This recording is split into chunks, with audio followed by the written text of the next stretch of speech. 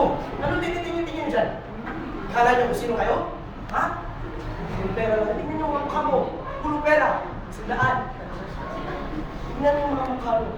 Ba't kayo ganyan, ha? Ano tingin niyo sa akin? Mayaman din ako natin. Sobrang mayaman. Mas mayaman pa ako sa iyo. Sa iyo! Saan na ngayon? Saan? Alam mo saan yung ginawa yun? Napunta yung pera ko?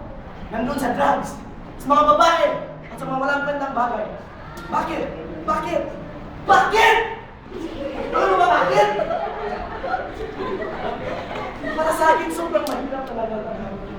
Na parang alam ko na sana ano yung para sa buhay ko. Pero minsan na kalimutan ko ano talaga.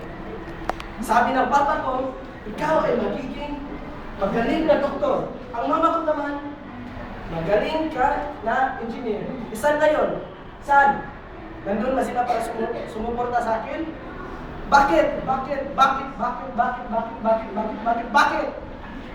Puro sila trabaho. Puro busy. Ano ba makukuha ko? Pera? Ano ba meron sa pera? Kayamanan? Siguro, sa tingin nyo, ang pera ay lahat.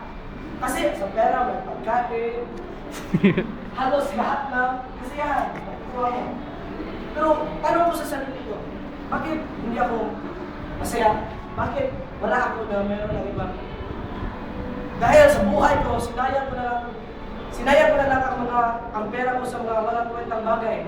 Pwede ko naman itulong sa mga tao, hindi na ako sa palalat, walang pera para makain. Bakit? Tawag doon selfishness. Parang, anong tawag doon? Tanim? Hindi. Pera, pagkain yun. Ba't hindi ako matapag? Ba't ang sobrang sexy ko? Sa palagay ko lang, parang, tawag yun, ha? Parang, hirap talaga yung akin. Kasi, teka lang. Parang, alam ko na. Tawag nun, mahirap.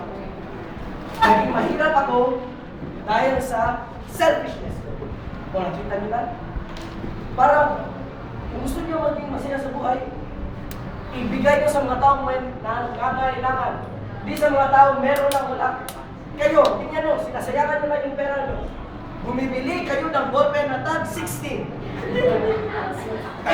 Sa 16, may mabili ka lang 10 oyong at 5 pusok.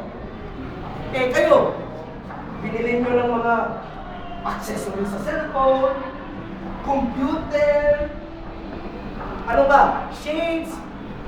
Ano? Diba? Wala? Tanungin niyo ako. Kahit anong tanong, masasagot ko.